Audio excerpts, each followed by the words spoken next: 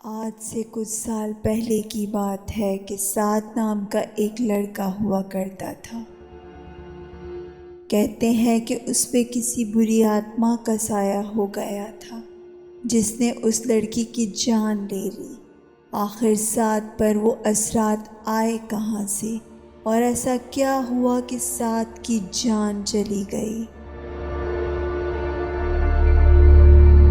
میرا نام احمد ہے، میں سعد کا والد ہوں۔ میرے گھر کے پیچھے ایک بہت پرانا قبرستان ہے جو انگریزوں کے زمانے میں بنایا گیا تھا، جس میں آج بھی انگریزوں کی قبریں موجود ہیں۔ میرے گھر کے کمروں کی کھڑکیاں اسی قبرستان کی طرف کھلتی ہیں اور میرے گھر کی چھت سے بھی یہ خوفناک قبرستان صاف نظر آتا ہے۔ سعد کے کمرے سے بھی قبرستان کی طرف سے چلنے والی ہوا کا بھی گزر تھا۔ رات تقریباً 2:30 بجے سعد معمول کی طرح پڑھائی کر رہا تھا۔ کھڑکی سے باہر جھانکا اور دیکھا کہ دور دور تک کسی کا نام و نشان تک نہیں تھا۔ قبرستان میں ایک عجیب سی خاموشی ہے، پرندے بے چینی میں ادھر سے ادھر جا رہے ہیں۔ اچانک کتے بھونکنا شروع ہو گئے، جیسے کسی غیر انسانی مخلوق کو دیکھ لیا ہو۔ سعد ان آوازوں سے پریشان ہو کر کھڑکی بند کرنے کے لیے جا رہا ہے۔ اسے بالکل بھی اندازہ نہیں کہ اب جو منظر وہ دیکھنے والا ہے وہ اس کی زندگی بدل کر رکھ دے گا۔ سعد کھڑکی کے پاس پہنچا اور اس نے دیکھا کہ ایک عورت نے میلی کچیلی چادر پہنی ہوئی ہے اور کتوں نے اسے گھیرا ہوا ہے اور وہ عورت قبرستان کی طرف جا رہی ہے۔ سعد تشویش کے عالم میں اپنے گھر سے باہر نکلا تو اس عورت کے پیچھے گیا۔ اتنی دیر میں وہ عورت قبرستان کے اندر تک جا چکی ہے۔ سعد نے سوچا کہ رات کے اس وقت قبرستان میں جانا ٹھیک نہیں، لیکن اس کا دل کچھ اور ہی کہہ رہا ہے۔ بس پھر وہی ہوا جس کا ڈر تھا۔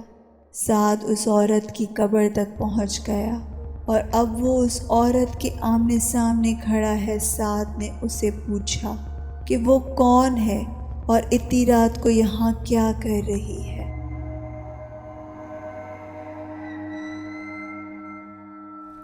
اب انسانی ہڈیاں چٹکنے جیسی آواز آتی ہے۔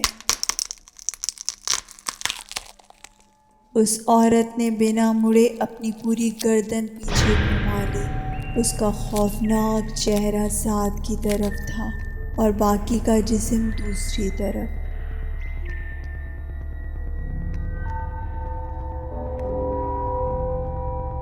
سعد یہ سب دیکھ کر اپنے ہوش و حواس کھو بیٹھا اور پاگلوں کی طرح وہاں سے بھاگا۔ بھاگتے بھاگتے جب وہ قبرستان کے دروازے تک پہنچا تو اس کا پیر ایک پتھر سے ٹکرایا اور وہ زمین پر گر گیا۔ سر پر چوٹ لگنے کی وجہ سے وہ وہیں بے ہوش ہو گیا۔ صبح ہوئی تو میں نے اپنے بیٹے سعد کو وہاں بے ہوش پایا۔ میں اسے اٹھا کر جلدی سے گھر لے آیا اور اس نے ہمیں رات کو ہونے والے حادثے کے بارے میں بتایا۔ بس اسی دن اس کی طبیعت خراب رہنے لگی اور اسے عجیب سے دورے پڑنے لگے۔ اس کی راتوں کی نیند اڑ گئی۔ وہ کہتا تھا کہ اس کے کمرے کی چھت سے خون ٹپکتا ہوا نظر آتا ہے اور وہ عورت اس کے خواب میں آتی ہے، جس کی وجہ سے وہ ڈر کے مارے سو نہیں پاتا۔ اسی طرح دن گزرتے گئے اور پھر ایک دن سعد اپنے کمرے سے نکل کر آیا۔ اس کے کپڑے میلے ہو رہے تھے اور ہاتھوں پر ناخنوں کے نشان تھے۔ میں سعد کی طرف بڑھنے لگا کہ اچانک انسانی ہڈیاں چٹکنے جیسی آواز آتی ہے